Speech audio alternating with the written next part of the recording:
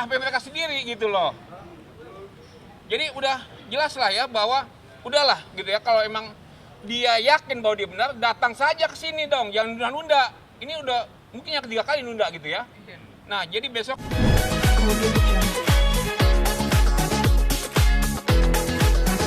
ya yang belum sempat kami serahkan pada pihak penyidik.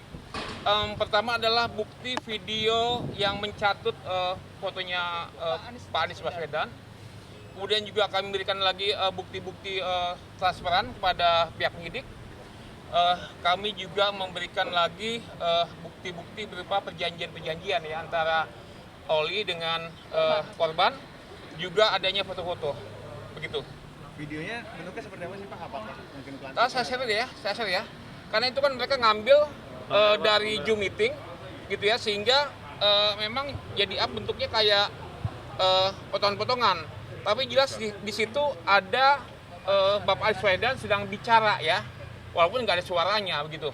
Bang, Manipulasi gitu Bang maksudnya Bang? Ya artinya ke kamera Bang. ya artinya bahwa Pak Anies ketika itu diambil gambarnya, videonya, dan ditunjukkan pada para peserta korban CPNS bodong. Demikian. Tapi ada penyampaian khusus mungkin Bang pada saat Anies berbicara di Zoom itu apa? Tidak ada, karena semua bahasanya apa ya, mic-nya itu dimatikan oleh penyelenggara. Di mute. Ya di mute ya. Kan itu. Ya begitu. Berarti ada kemungkinan nggak sih tawaran PNS-nya itu untuk di Pemprov DKI Jakarta? Ya seolah gitu ya. Sebenarnya nggak ada. Dan sebetulnya juga para korban juga sempat diajak oleh Oli itu mendatang ke BKD di balai kota gitu ya. Dan dia nyari momen di mana waktu itu ada peristiwa PPKM. Sehingga waktu Oli dengan para korban datang ke BKD, kondisinya adalah sedang tutup gitu. Lagi. Bang Mayat, kalau itu Bang katanya ada kecewa nih Bang, katanya si Olive sampai sekarang nggak dijadikan tersangka Bang. Itu Begini gimana komentarnya, Bang? ya. Tentu aja kami menyambut baik ya tindakan cepat dan tepat dari pihak Polda Metro Jaya yang sudah menaikkan perkara itu dari lidik ke sidik kan gitu. Nah, hambatannya bahwa Oli selalu menunda-nunda pemeriksaan. Ini yang ketiga kali gitu ya. Sehingga membuat pihak Polda belum melakukan gelar perkara. Nah, itu. Walaupun sebetulnya semua orang-orang yang disebut oleh Oli waktu di BAP sudah dipanggil gitu ya. Siapa aja misalnya manajernya gitu ya. Inisialnya adalah KM. Kemudian ada guru bimbel privat ya. Inisialnya KR gitu kan. Nah, KR ini menjelaskan bahwa nggak ada namanya bimbel CPNS. Itu nggak ada gitu ya. Jadi sebetulnya ketika nama KR itu dimunculkan oleh Oli, makanya polisi manggil si KR. Benar apa enggak nih ibu melakukan training ataupun CPNS gitu ya kepada korban? Tidak ada. Nah kayak gitu. Jadi jelas sekali bahwa Oli sudah nggak punya alasan lagi untuk bilang bahwa ini adalah uang untuk bimbel. Tuh nggak ada. Nggak ada sama sekali. Artinya Gitu. dari awal emang bukan buat bimbel ya Bang ya? Bukan, karena ya termasuk kemudian yang terakhir tuh ya, yang korban dari Cilacap ya, Bang Mil jelasan tuh ya. Ya, kalau yang dari Cilacap kemarin kan sama aja seperti kronologinya juga sama gitu kan. Dijanjikan untuk menjadi PNS menggantikan orang yang sudah bukan COVID, kemarin itu narkoba. Dikeluarkan karena narkoba gitu kan. Jadi menggantikan posisi aja, tinggal masuk aja seperti itu. Itu korban yang terakhir Cilacap dan itu sudah jelas banget. Ada bukti rekaman videonya ada, fotonya ada, semuanya ada, semuanya sangat lengkap. Makanya kalau sekali lagi Oli, kalau kamu menyatakan bahwa ini adalah bimbel, tidak ada bimbel sama sekali, tidak ada sama sekali. Seperti itu. Gitu. Nah, itu karenanya kuasa hukumnya kan udah nggak lagi dalam posisi yang kencang ya gitu ya, yang ngancam-ngancam nggak ada gitu kan katanya datar aja sekarang kan gitu. Bahkan dia bilang bahwa kami mencoba untuk berdamai kan gitu. Dan Jadi saya yakin ya juga Saya yakin juga Oli juga sebenarnya tidak jujur dengan kuasa hukumnya. Saya yakin itu. Gitu. Makanya sekarang juga kuasa hukumnya udah nggak gitu kenceng lagi kan untuk perihal kasusnya Oli ini. Gitu. Kayak Farhad Abbas juga kemarin kan udah nggak mulai ini lagi karena mungkin sudah bukti-bukti sudah diberikan kepada dari pihak kepolisian kepada tim kuasa hukumnya Oli seperti itu.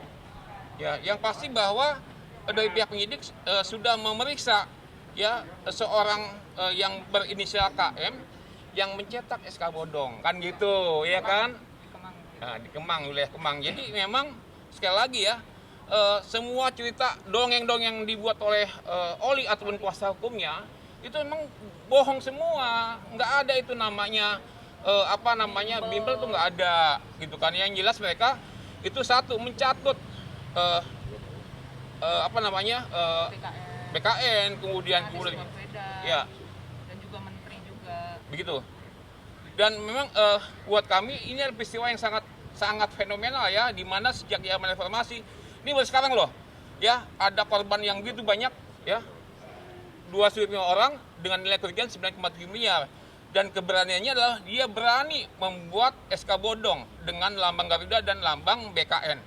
Itu yang buat kita bahwa pihak kepolisian segera untuk menangkap dan membongkar ya mafia CPNS gitu. Bang, ini kayaknya baju bikin khusus atau gimana nih bang? Ada arti khususnya bang? Masih gimana bang? Baju. Oh iya, ya jadi memang baju kami desain khusus ya baju murahan lah gitu ya, bukan baju mahal gitu kan. Sebagai pengingat bahwa ini ada isu besar yang mesti diselesaikan oleh pihak kepolisian dengan cara apa? Ya menangkap ya Oli dan Raf kemudian membongkar jaringannya gitu. Pak Odi, berarti selain dari pihak pelapor merasa bahwa selain OI yang terlibat di sini, di atasnya OI itu masih ada lagi Pak, orang-orang yang di belakang OI yang mengatur ini semua. Nah, Oli kan bilang bahwa dia punya punya link di BKN ya. Pejabat-pejabat. Ya, yang namanya Pak Ari. Ternyata begitu diselidiki oleh pihak penyidik, itu nggak ada. Jadi yang namanya Pak Ari itu yang berkomunikasi lewat WA, ya itu ya mereka sendiri, kubu mereka sendiri, HP mereka sendiri gitu loh. Jadi udah jelas lah ya bahwa udahlah gitu ya, kalau emang dia yakin bahwa dia benar, datang saja ke sini dong, jangan nunda-nunda. Ini udah mungkin yang ketiga kali nunda gitu ya. Nah, jadi besok rencananya dia akan dipanggil kemari. Gitu. Makanya kami sebelum dia dipanggil, kita ingatin lagi nih ya bahwa ada satu perkara besar yang minta segera ditindaklanjuti oleh pihak kepolisian. Ya, walaupun kepolisian saya yakin udah cepat dan tepat, tapi jangan sampai pihak kepolisian dipermainkan oleh Oli dan Raf gitu. Ini Mbak Mila. Dengan menunda-menunda. Kan selama ini kan memang kan Oli kan selama ini selalu menunda, jadi akhirnya kasus ini jadi lama seperti itu. Jadi ya saya berharap mohon kasus ini dipercepat karena korbannya juga banyak dan sebenarnya korban itu lebih banyak dari ini, cuma nggak berani tampil. Sebenarnya masih banyak yang datang ke kami ya, khususnya ke saya pribadi itu banyak. Cuma ada ketakutan sendiri karena kemarin tuh ada ancaman dari Farhad dan segala macamnya itu. Akhirnya ini sebenarnya masih banyak lagi. Kalau misalnya di total lagi ya sebenarnya lebih dari 9,7. Karena yang nggak mau muncul itu sebenarnya banyak seperti itu. Ancaman seperti apa? Kemarin kan sempat ya Farhad Abbas nantang gitu kan, ayo semuanya korbannya OI temui saya tanpa kuasa hukum. Ada ketakutan seperti itu gitu kan.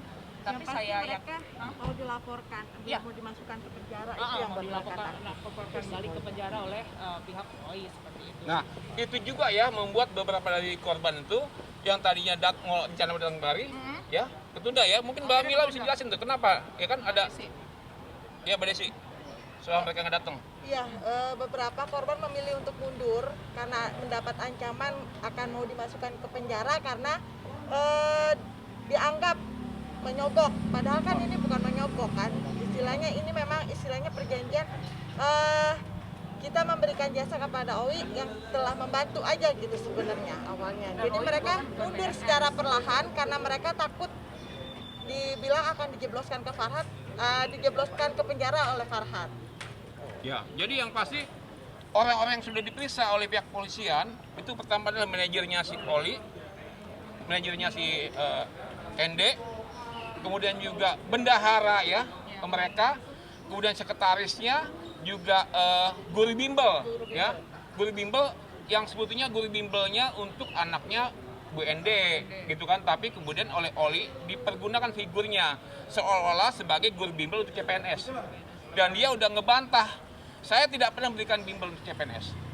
Audi izin tegas lagi, artinya saksi dari terlapor sendiri menegaskan tidak ada bimbel-bimbel itu ya Pak ya? Tidak ada, saksi semua jelas tidak ada bimbel ya. Bahkan kemudian pada hari ini adalah konfrontasi ya antara yang namanya Eki tuh ya, Eki yang orang mengaku sebagai orang BKN dengan korban dipertemukan kan gitu ya, dan Eki bilang kan bahwa iya betul memang ada penipuan di situ. Nah, makanya dipertemukan, jelaslah bahwa perkara ini bukan perkara yang susah untuk diangkat gitu kan, hanya menjadi lambat karena Oli selalu nunda-nunda gitu. Artinya berharap segera ditangkap lah ya. Ya, Dinaikkan statusnya, dinaikkan statusnya jadi tersangka setidaknya, seperti itu. Ya. Udah? Siap, terima kasih. Ya, terima kasih Pak.